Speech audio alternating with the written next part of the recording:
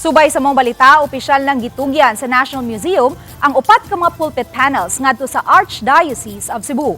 Ani ang live report ni Alan Domingo. Lan?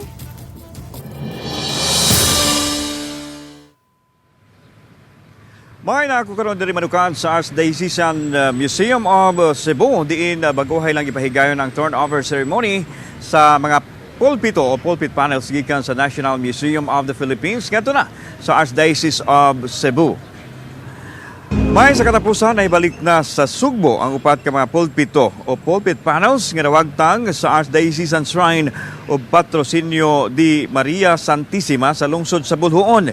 Mismo ang mga opisyal sa National Museum ang mitugyan niini sa kadagkoan sa Archdiocese of Cebu, pinangulohan ni Archbishop Jose Palma.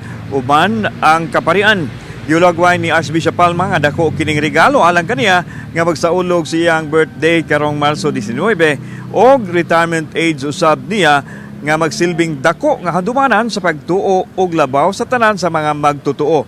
Gihangop usab sa mayor sa lungsod sa Boljoon, Judge Dirama, uban ang mga miyembro sa Parish Pastoral Council ang paghibalik sa mga pulpito nga ilang gihingusgan gyud nga mahiuli sa ilang lungsod. Mitambong usab si Cebu Governor Gwen Garcia kinsa maoy nangunay sa pagpaningkamot nga mabalik ang mga pulpito gikan sa pag-atiman sa National Museum.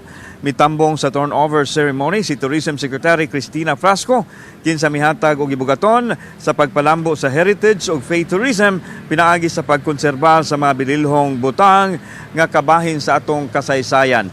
May ugma sayo sa buntag alas 6 sa buntag dad-una ang mga pulpito ngadto sa lungsod sa Boljoon unya magsugod og mga adlaw hantod sa Marso 18 ang public viewing.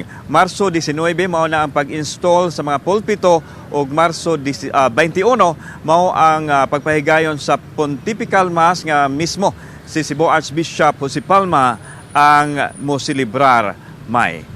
Daghang salamat, Alan Domingo.